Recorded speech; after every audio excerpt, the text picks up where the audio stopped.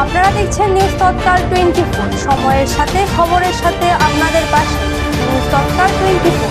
নমস্কার, নিউজ তৎকালে আপনাদের সকলকে স্বাগত। আপনাদের সাথে আমি দেবব্রত। দেখে নেব আজকে দেশের সেরা 10টি খবর।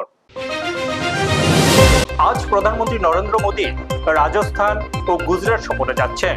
রাজস্থানের বালোত্রায় প্রায় 1.6 লক্ষ কোটি টাকার একাধিক উন্নয়নমূলক প্রকল্পের উদ্বোধন ও ভিত্তিপ্রস্তর স্থাপন করবেন। দেশের প্রথম গ্রিনফিল্ড ইন্টিগ্রেটেড রিফাইনারি কাম পেট্রোকেমিক্যাল কমপ্লেক্স জাতির উদ্দেশ্যে উৎসর্গ করলেন প্রধানমন্ত্রী। যোধপুর বিমানবন্দরের নতুন টার্মিনাল ভবন এবং সংশোধিত উড়ান প্রকল্পের সূচনাও করবেন প্রধানমন্ত্রী। মণিপুরের কিছু এলাকায় নতুন করে অশান্তি ছড়ানোর পর আজ নতুন দিল্লিতে নিরাপত্তা পরিস্থিতি পর্যালোচনা করতে একটি উচ্চ পর্যায়ের বৈঠক ডেকেছেন কেন্দ্রীয় স্বরাষ্ট্রমন্ত্রী অমিত শাহ। পাকিস্তান ভিত্তিক জঙ্গি সংগঠন জৈশ-ই মোহাম্মদের সঙ্গে জড়িত থাকার সন্দেহে গুজরাট ও মধ্যপ্রদেশ থেকে 2 কিশোর সহ মোট 8 জনকে গ্রেপ্তার করেছে গুজরাট এন্টি টেররিস্ট। অমরনাথ যাত্রা শুরু হওয়ার প্রথম দিনে 12,168 জন পুণ্যার্থী পবিত্র গুহা মন্দিরে গিয়ে দর্শন ও পূজা অর্চনা করেছেন। বালতাল ও পেহেলগামের 2টি বেস ক্যাম্প থেকে এই তীর্থযাত্রা শুরু হয়।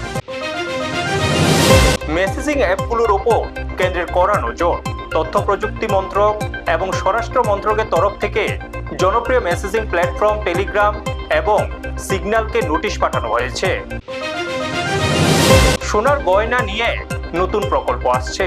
মোদী সরকার খুব শিগগিরই একটি নতুন গোল্ড মনিটাইজেশন স্কিম আনার পরিকল্পনা করছে, যেখানে ব্যাংকে সোনার গয়না জমা রাখলে গ্রাহকরা নিশ্চিত সুদ পাবেন।